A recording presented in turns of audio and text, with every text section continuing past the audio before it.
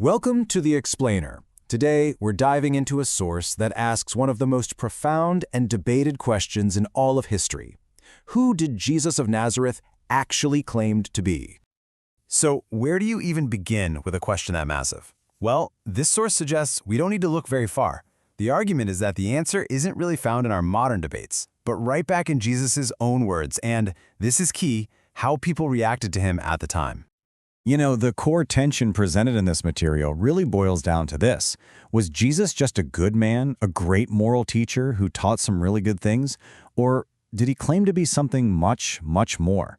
Let's dig into the evidence this perspective presents. Okay, our first piece of evidence focuses on something the source calls divine prerogatives. Now, what does that mean? The idea here is that Jesus didn't just teach about God, he started doing things and saying things that, in his culture, belonged to God and God alone.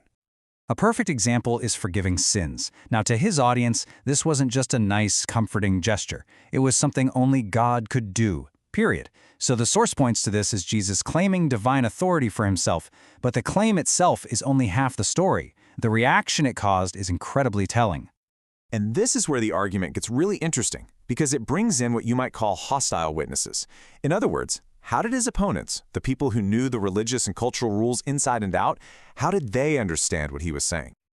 Their reaction was immediate: blasphemy. And we have to understand, that wasn't just a strong word for them. It was an accusation of a crime punishable by death. They clearly understood he wasn't just offering comfort. They thought he was claiming an authority that belonged exclusively to God. And the claims just kept coming. The material we're looking at points to another, even more direct statement Jesus made about his relationship with God the Father, right here on the slide.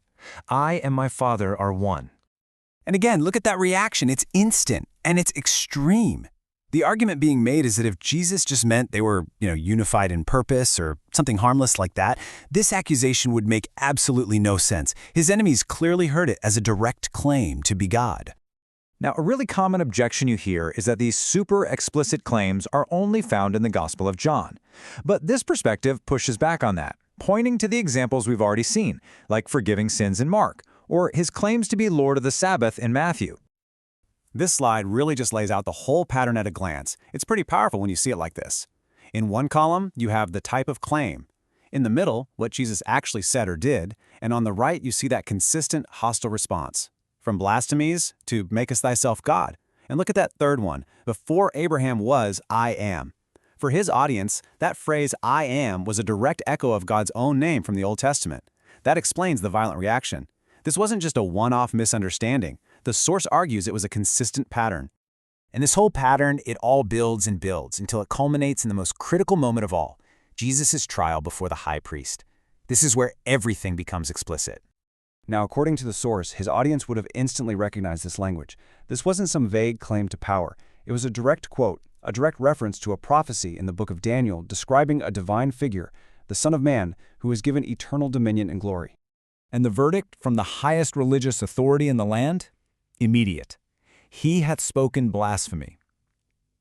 This is really the heart of the source's argument. The claim was clearly, unambiguously understood as a self-identification with God, and that led directly to a formal charge of blasphemy. But this presents a huge logical problem, right? I mean, anyone can make extraordinary claims. So how could you possibly prove or disprove something this monumental? Well, the source suggests that Jesus didn't just leave it at that.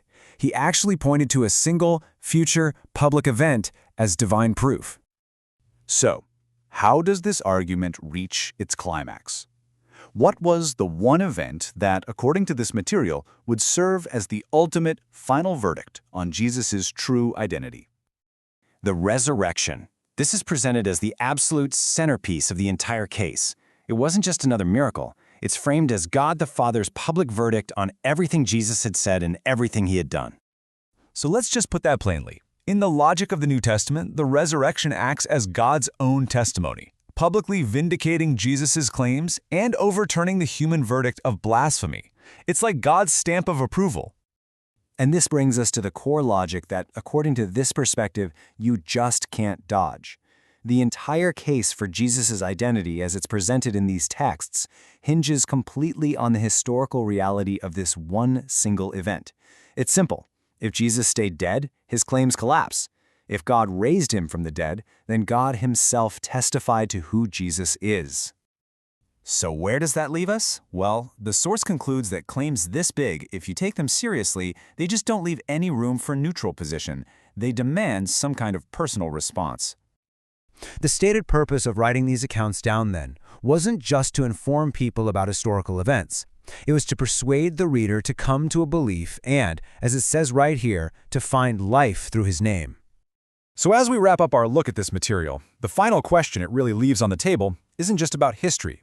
It's about a personal conclusion. The evidence has been presented. What's the verdict? Thank you for joining us on The Explainer.